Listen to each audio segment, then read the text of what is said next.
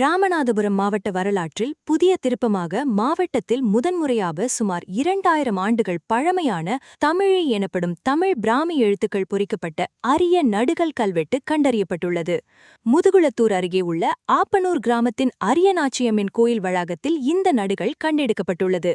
இந்த கல்வெட்டை பாண்டிய நாட்டு வரலாற்று ஆய்வு நிபுணர்கள் நேரில் ஆய்வு செய்து படியெடுத்து வாசித்துள்ளனர். அதில் ஆப்பனூர் ஏரி மாண்டு விழுந்த அத்தியன் கீரன் கல் என்ற வாசகம் பொறிக்கப்பட்டுள்ளது. அதாவது ஆப்பனூரில் நடைபெற்ற போரில் வீரமரணம் அடைந்த கீரன் என்ற வீரனுக்காக வைக்கப்பட்ட நடுகள் இதுவாகும்.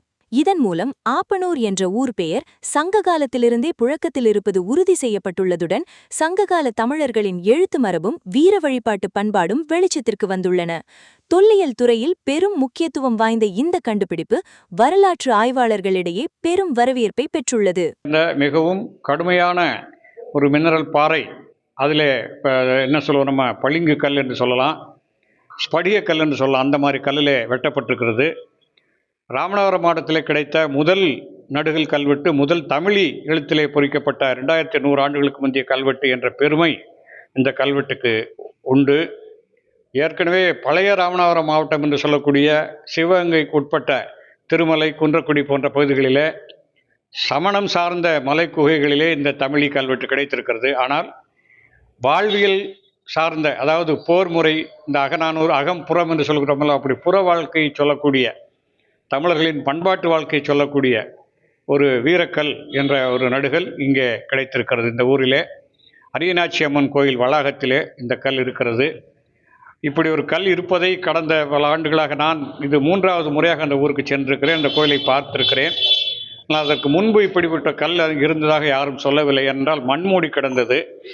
ஒரு 2 வருஷத்துக்கு முன்னாலே அங்கே கும்பாபிஷேகம் செய்வதற்காக அதை மண்ணையெல்லாம் கிளறி பார்த்தபோது இந்த கல் இருந்திருக்கிறது, எடுத்து பாதுகாப்பாக வைத்திருந்தார்கள். அதை கடந்த 2 ஆண்டுகளுக்கு முன்பு கோயிலில் வழிபாடு செய்ய சென்ற என்னுடைய மாணவர் ஆசிரியர், பேரையூரை சேர்ந்த கமுதிக்கருகிலுள்ள பேரையூரை சேர்ந்த முனியசாமி என்பவர் இந்த கல்லை பார்த்து இந்த எழுத்து இருக்கிறதை அறிந்து எனக்கு உடனடியாக வாட்ஸ்அப்பில் படங்களை அனுப்பியிருந்தார்.